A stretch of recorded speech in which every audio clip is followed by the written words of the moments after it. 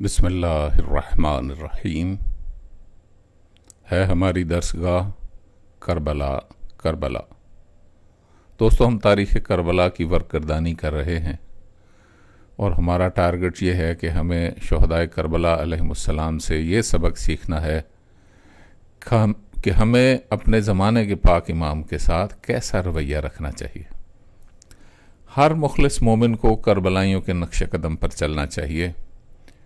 چنانچہ اسی خواہش کے تحت ہم آپ کی خدمت میں مختلف شہدائے علی مقام علیہم السلام کے واقعات اور ارشادات پیش کر رہے ہیں، اور اس میں ہماری صرف اور صرف ایک ہی خواہش ہے کہ ہم میں اپنے زمانے کے پاک امام کی نصرت کا شعور پیدا ہو جائے۔ دوستو، آج جس شہید کا تذکرہ کرتا ہوں ان کا اسم مقدس ہے جناب سعید بن بشر حضرمی علیہ السلام۔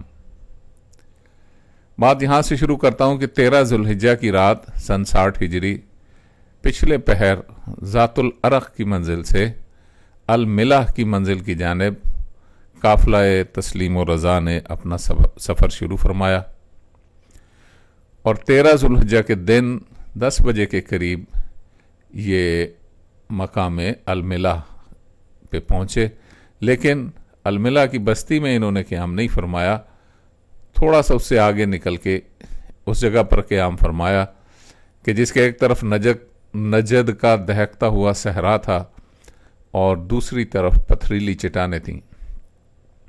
یہاں پہنچ کر اونٹوں کو بٹھایا گیا اور جلدی جلدی خیام نصب کیے گئے۔ خیام نصب کرتے اور قیام کرتے کرتے دوپہر کا وقت ہو گیا۔ ایک طرف سفر کے تھکے ہوئے آرام کرنے میں مصروف تھے، دوسری طرف کھانا تیار ہو رہا تھا۔ کھانا تیار ہو گیا تو سب نے کھانا کھایا، اس کے فوراً بعد نماز ظہر کا وقت ہوا، سب نے باجماعت نماز ادا کی، اور اس کے بعد قیلولہ کرنے کے لیے سب اپنے اپنے خیموں کی طرف جانے لگے تو عین اس وقت شمال کی جانب سے گرد اڑتی ہوئی نظر آئی۔ صحرا میں 2 گھڑ سوار اپنے گھوڑوں کو سر پر دوڑاتے ہوئے منزل الملح کی طرف آ رہے ہیں، جنہوں نے چہروں پہ نقاب ڈال رکھے تھے، اور کیونکہ لو چل رہی تھی اس لیے ان کی صرف آنکھیں نظر آ رہی تھیں۔ گھڑ سواروں نے دیکھا کہ برید اعظم کے کنارے خیام لگے ہوئے ہیں۔ ان 2 گھڑ سواروں میں سے ایک جناب سعید بن بشر حضرمی علیہ السلام اور دوسرا ان کا ساتھی ابو ہریرہ ازدی تھا، ابو ہرہ ازدی۔ انہوں نے خیام سے کچھ فاصلے پر گھوڑے روکے اور وہاں سے پیدل چلتے ہوئے انہوں نے خیام کا رخ کیا۔ خیام کے قریب پہنچے تو ایک غلام نے انہیں روکا، تو انہوں نے پوچھا کہ یہ کس کے خیمے ہیں؟ تو غلام نے عرض کیا کہ یہ شہنشاہوں کے شہنشاہ تاجدار عرب و عجم مولا امام حسین علیہ السلام کے خیام ہیں، اور وہ کوفہ تشریف لے کے جا رہے ہیں۔ یہ سن کر جناب سعید بن بشر حضرمی نے حیرت زدہ ہو کر پوچھا، یہ لقودک صحرا اور فرزند رسول صلی اللہ علیہ وآلہ وسلم؟ اس غلام نے جواب دیا کہ اس میں تعجب کی کیا بات ہے؟ جناب سعید بن بشر حضرمی نے کہا، تعجب کی بات تو ہے، کیونکہ میں ان خیام کی اوٹ میں کچھ پردے داروں کے خیام بھی دیکھ رہا ہوں، اور مجھے محسوس ہو رہا ہے کہ جیسے ان کے پاک پردہ دار صلوات اللہ علیہم بھی ساتھ ہیں، اور میں حیران ہوں کہ یہ گرمی کا موسم کجا، چمن رسالت کی کلیاں کجا، یہ نجد کے صحرا کی آتش خیز ہوائیں کجا، عصمت سرائے توحید کی پاک شہزادیاں کجا۔ ہم ان کے پاک گھر کی روایات سے آشنا ہیں۔ یہ پاک پردہ داران توحید و رسالت صلوات اللہ علیہم تو روضہ رسول صلی اللہ علیہ وآلہ وسلم پر بھی رات کی تاریکی میں تشریف لے جاتی تھیں، حالانکہ گھر اطہر کا دروازہ بھی روضہ اطہر کے صحن میں کھلتا تھا۔ اس کے باوجود ان کے پردے کی خاطر رات کو بھی کناتیں لگائی جاتی تھیں، اور تمام ہاشمی جوانوں کی تلواریں اس وقت تک واپس نیام میں نہیں آتی تھیں کہ جب تک یہ پاک پردہ داران صلوات اللہ علیہم واپس گھر تشریف نہیں لے جاتی تھیں۔ کیا یہ میرے لیے تعجب کی بات نہیں؟ اس کے بعد جناب سعید بن بشر حضرمی نے سوال کیا، مجھے یہ بتاؤ کہ کیا شہنشاہ وفا جناب ابو الفضل العباس علیہ السلام بھی مولا کے ساتھ ہیں؟ غلام نے جواب دیا کہ وہ بھی ساتھ ہیں۔ جناب سعید بن بشر حضرمی کی حیرت مزید بڑھ گئی۔ انہوں نے حیرت سے پوچھا کہ کیا انہوں نے بھی پاک پردہ داران توحید و رسالت صلوات اللہ علیہن کا گھر سے باہر آنا برداشت فرما لیا ہے؟ کیا انہوں نے بھی کوئی کوشش نہیں کی کہ اس شدید گرمی کے موسم میں پاک پردہ داران صلوات اللہ علیہن باہر نہ جائیں؟ اس غلام نے جواب دیا کہ مالک کے سامنے غلاموں کی مرضی نہیں چلتی۔ ان دونوں نے اس غلام سے پوچھا کہ کیا ہمیں شہنشاہ کربلا علیہ الصلوۃ والسلام کی اس وقت زیارت ہو سکتی ہے؟ اس نے جواب دیا کہ وہ ابھی نماز سے فارغ ہو کر اپنے خیمہ اطہر میں تشریف لے گئے ہیں، مگر ابھی تک حرم سرا میں نہیں گئے۔ میں جا کر عرض کرتا ہوں شاید وہ اس وقت آپ لوگوں کو شرف باریابی عطا فرما دیں۔ یہ دونوں اس کے پیچھے پیچھے چلتے ہوئے مولا کائنات علیہ الصلوۃ والسلام کے خیمے کے باہر آ کر کھڑے ہو گئے۔ اس غلام نے جا کر عرض کیا، مولا 2 بندے آپ سے ملنے کے لیے حاضر ہیں۔ آقا نے فرمایا بلاؤ۔ یہ روایت کرتے ہیں کہ جس وقت ہم شہنشاہ معظم علیہ الصلوۃ والسلام کے خیمے میں داخل ہوئے تو ہم نے دیکھا کہ ان کے خیمے میں ایک قالین بچھا ہوا تھا، اس کے ایک سرے پر کریم کربلا علیہ الصلوۃ والسلام کی مسند لگی ہوئی تھی اور اس کے اوپر ایک تکیہ رکھا ہوا تھا۔ کریم کربلا علیہ الصلوۃ والسلام اس تکیے پر ایک کوہنی ٹکائے تشریف فرما تھے اور ان کے سامنے ہزاروں کی تعداد میں خطوط بکھرے ہوئے تھے۔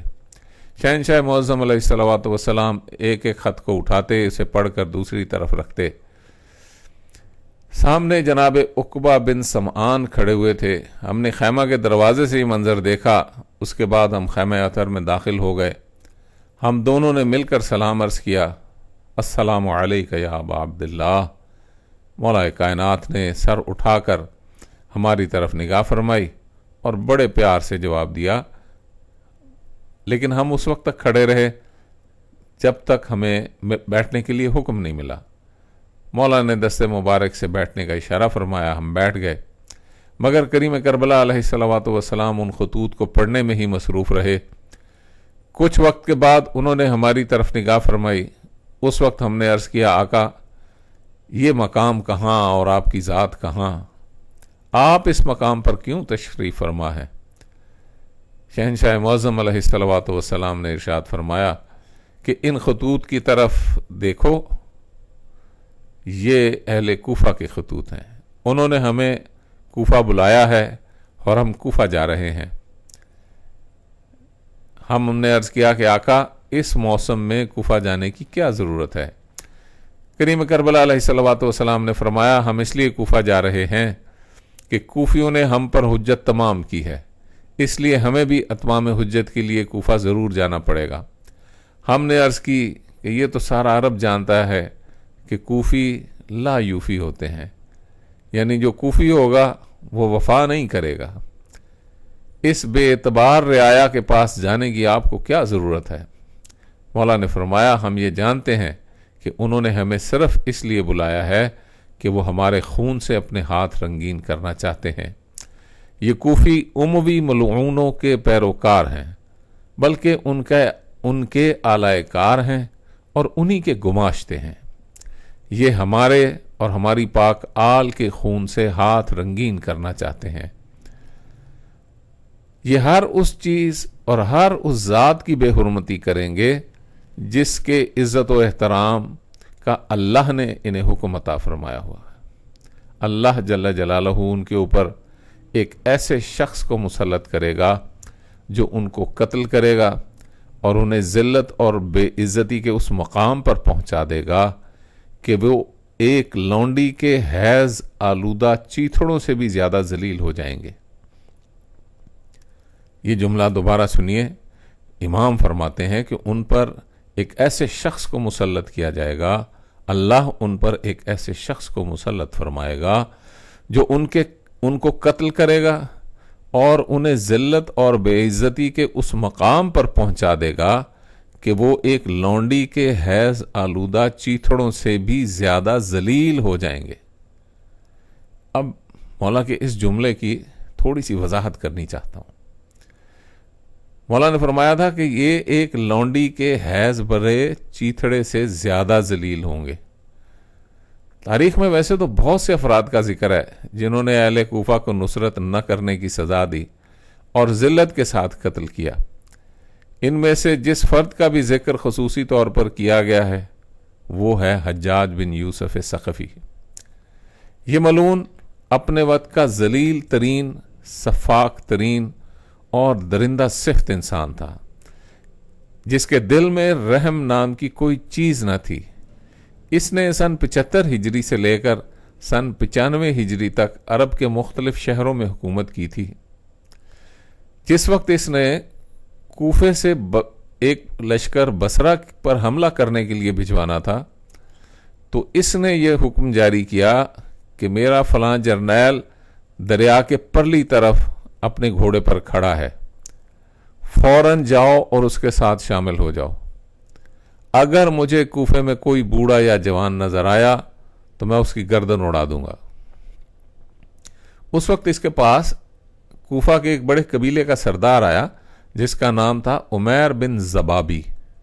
یہ شمر ملعون کے قبیلے کا سردار تھا۔ اس نے آ کر کہا کہ اے میرے امیر، میرے 4 بیٹے ہیں، ان میں سے 3 کو میں نے تمہاری فوج کے ساتھ روانہ کر دیا ہے اور ایک کو اپنی خدمت کے لیے رکھ لیا ہے، کیونکہ میں ضعیف ہوں، اٹھ بیٹھ نہیں سکتا، میری نظر بھی بہت کمزور ہے اور ضعیفی میں مجھے کسی نہ کسی کی ضرورت تو ہے، اس لیے مجھے ایک بیٹا واگزار کر دو۔ حجاج ملعون نے جواب دیا کہ ایک بوڑھے کی خاطر میں اپنا ایک فوجی کم کر دوں؟ یہ کہہ کر اس نے تلوار نیام سے نکالی اور عمیر بن زبابی کا سر اڑا دیا۔ اس کی یہ حالت دیکھ کر تمام جوان اور بوڑھے دریا کے پل کی طرف دوڑ پڑے۔ پل پر اس قدر ہجوم ہو گیا کہ راستہ ہی نہیں ملتا تھا۔ کئی لوگ جو تیرنا تک نہیں جانتے تھے پھر بھی انہوں نے حجاج کے خوف سے دریا میں چھلانگیں لگا دیں کہ کہیں حجاج ملعون کی نگاہ پڑے اور وہ سمجھے کہ ہم سستی دکھا رہے ہیں اور تیر نہ سکنے کی ایک ڈھونگ رچا رہے ہیں۔ چونکہ وہ تیر نہیں سکتے تھے اس لیے ان میں سے اکثر ڈوب کر مر گئے۔ جس وقت یہ حجاج بن یوسف ملعون بصرہ پر قابض ہوا تو یہ ماہ رمضان تھا اور جمعے کا دن تھا۔ اس نے اہل بصرہ کو بصرہ کے باہر ایک کھلے میدان میں جمعے کی نماز کے لیے جمع کیا اور ایک ہی دن میں 70,000 آدمی قتل کروا دیے۔ ان اہل بصرہ نے بھی امام مظلوم علیہ الصلوۃ والسلام کی نصرت سے انکار کیا تھا۔ یہ اسی کی سزا تھی، کیونکہ اللہ جل جلالہ کا یہ قانون ہے کہ ظالم پر اظلم کو مسلط کر دیا جاتا ہے۔ میں انشاءاللہ آپ کو ایک نشست میں بصرے کے کچھ شہداء کے بارے میں بھی بتاؤں گا۔ جس وقت یہ ملعون سن 95 ہجری میں جہنم رسید ہوا حجاج بن یوسف، تو اس وقت اس کے قید خانوں میں سے 50,000 مرد اور 30,000 عورتوں کو آزادی ملی تھی، اور ان کی حالت یہ تھی کہ ان عورتوں میں سے 16,000 عورتیں ایسی تھیں کہ جن کے جسم پر لباس تک موجود نہیں تھا، نہ ان کے زندان کی چھت تھی، یعنی گرمی اور سردی سے بھی تحفظ کا کوئی وسیلہ نہیں تھا۔ ان قیدیوں کو جو غذا دی جاتی تھی اس میں تھوڑا سا جو کا آٹا، اس میں کچھ راکھ، کچھ مٹی اور نمک ڈال کے ایک روٹی تیار کر لی جاتی تھی، اور 24 گھنٹوں میں صرف وہی ایک روٹی ان قیدیوں کو دی جاتی تھی۔ حجاج بن یوسف نے سب سے پہلے قرآن پاک پر آراب لگانے کا کام کیا، اور آج جو قرآن پاک ہمارے پاس موجود ہے اس پر زیر زبر پیش اسی کے لگائے ہوئے ہیں۔ اس نے جس وقت آراب لگائے تھے تو اس وقت قرآن کریم کی 18 قسم کی قرات ہوتی تھی، اور اس ملعون نے اپنی قرات کو رائج کرنے کے لیے 30,000 حفاظ قرآن کو قتل کروا دیا تھا۔ اس لیے کریم کربلا علیہ الصلوۃ والسلام نے جناب سعید بن بشر حضرمی سے فرمایا تھا کہ یہ کوفہ والے ایک لونڈی کے حیض آلود چیتھڑوں سے زیادہ ذلت کا شکار ہوں گے۔ اس موقع پر جناب سعید بن بشر حضرمی علیہ السلام نے عرض کیا، آقا اگر یہی ہونا ہے تو پھر پاک پردہ داران توحید صلوات اللہ علیہن کو اپنے ساتھ کوفہ نہ لے جائیں، تو مولا نے فرمایا کہ ہمیں ہماری جد اطہر صلی اللہ علیہ وآلہ وسلم کا حکم ہے کہ ہم نے انہیں ساتھ ضرور لے جانا ہے۔ اس وقت جناب سعید بن بشر حضرمی علیہ السلام آپ کے قدموں میں گرے اور عرض کی آقا اگر آپ نے یہ طے کر ہی لیا ہے تو پھر مجھے اجازت دیں کہ میں بھی آپ کی کشتی کا سوار بننا چاہتا ہوں۔ مولا نے فرمایا کہ تم ہماری کیا مدد کرو گے؟ انہوں نے دست برستہ عرض کی کہ آقا اتنا تو میں بھی نہیں جانتا کہ اللہ جل جلالہ نے آپ کی نصرت، اتنا تو میں بھی جانتا ہوں کہ اللہ جل جلالہ نے آپ کی نصرت ہم سب پر فرض کی ہے۔ آپ کی نصرت ہی شہنشاہ انبیاء صلی اللہ علیہ وآلہ وسلم کی نصرت ہے اور یہی اللہ کی نصرت ہے۔ یہ جملہ جناب سعید بن بشر کا میں دہراتا ہوں۔ فرماتے ہیں آقا اتنا تو میں بھی جانتا ہوں کہ اللہ جل جلالہ نے آپ کی نصرت ہم سب پر فرض کی ہے۔ آپ کی نصرت ہی شہنشاہ انبیاء صلی اللہ علیہ وآلہ وسلم کی نصرت ہے اور یہی اللہ جل شانہ کی نصرت ہے۔ میرے آقا میں اس حقیقت سے بھی آپ کے کرم سے آشنا ہوں کہ ہم اس قابل ہی نہیں کہ آپ کی نصرت کر سکیں، بلکہ ہم تو محتاج محض ہیں۔ ہم صرف اس لیے آپ کے دامن کرم میں آنا چاہتے ہیں کہ آپ تو اللہ کی طرح ہر چیز سے بے نیاز ہیں، در حقیقت ہمیں آپ کی ضرورت ہے۔ یہ جملہ بھی بڑی توجہ کے لائق ہے۔ میں دوبارہ آپ کے لیے عرض کرتا ہوں کہ مولا ہم صرف اس لیے آپ کے دامن کرم میں آنا چاہتے ہیں کہ آپ تو اللہ کی طرح ہر چیز سے بے نیاز ہیں، در حقیقت ہمیں آپ کی ضرورت ہے۔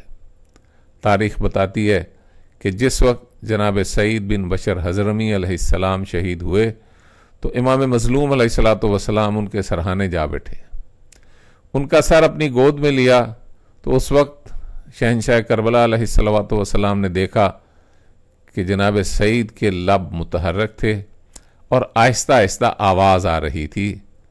مولا نے اس آواز کو سنا تو جناب سعید فرما رہے تھے اے خداوند دو جہاں، اے رب الارباب، ہماری زندگی ہمارے آقا کا فدیہ شمار کرنا، میں تجھ سے اس قربانی کی کوئی اور جزا نہیں چاہتا، بس اتنا چاہتا ہوں کہ میری پاک بیویوں کے خیام دشمن کی گستاخیوں سے محفوظ رہیں، بس میری یہ دعا قبول کرنا، پھر اس کے بدلے میری لاش ہی کیوں نہ چاہے پامال ہوتی رہے، مجھے قبول ہے۔ تمام مومنین مل کر دعا کریں کہ انصار اللہ کی ان قربانیوں کا ثمرہ انہیں جلدی سے پہلے نصیب ہو۔ جنہوں نے اپنی نگاہوں کے سامنے اس گھر اطہر پر مظالم ہوتے دیکھے اور جن کے دلوں میں حسرت انتقام آج بھی موجزن ہے، مالک ان کی ہر حسرت کی تکمیل ہو، ہمارے پاک شہنشاہ معظم کے ظہور میں تاجیل ہو اور پاک گھر میں خوشیوں کی دائمی اور ابدی بہار ابھی سے بھی پہلے آ جائے۔ آمین آمین یا رب العالمین۔